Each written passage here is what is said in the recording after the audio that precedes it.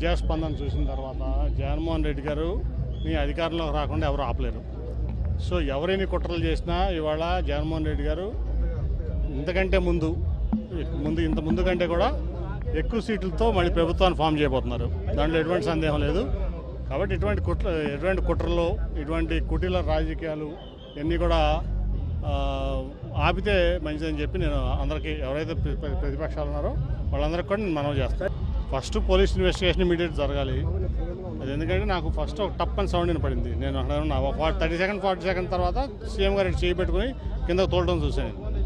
నేను ఇంకా ఇదైందనుకుంటే ఈ లోపు దెబ్బ వెళ్ళి పక్కనే వెల్లంపల్లి గారికి కూడా కంటికి చాలా తీవ్రమైన గాయం అయింది. ఇవాళ ఇది చాలా తీవ్రమైన పరిణామం, మామూలు పరిణామం అట్లాగే ఉంది కదా. ఇప్పుడు నేను అనుకుంటా ఏంటంటే, ఇప్పుడు వివేకానంద స్కూల్ ఉంది పక్కన, టార్గెటెడ్గా చేయకపోతే అది జరగదు. అది కంపల్సరీ ఏదో కుట్ర ఉంది దీంట్లో. లోకేష్ 600 మందిని హైర్ చేసుకుని ఒక 4 ఏళ్ళ నుంచి ఇదే పనిలో ఉన్నాడు. సోషల్ మీడియాలోనే బతుకుతున్నాడు అతను.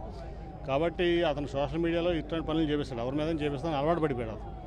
సో ఇటువంటి దుష్ప్రచారాలు ఇటువంటివన్నీ చేయడం అతనికి అలవాటైపోయింది లోకేష్ అనే వ్యక్తికి. ఇది ఖచ్చితంగా కూడా ఇమీడియట్గా చాలా తీవ్రంగా పరిణమించి మేము ఇక్కడే కాదు, ఢిల్లీలో కూడా ఎలక్షన్ కమిషన్ మేము దాన్ని రిప్రజెంట్ చేస్తాం.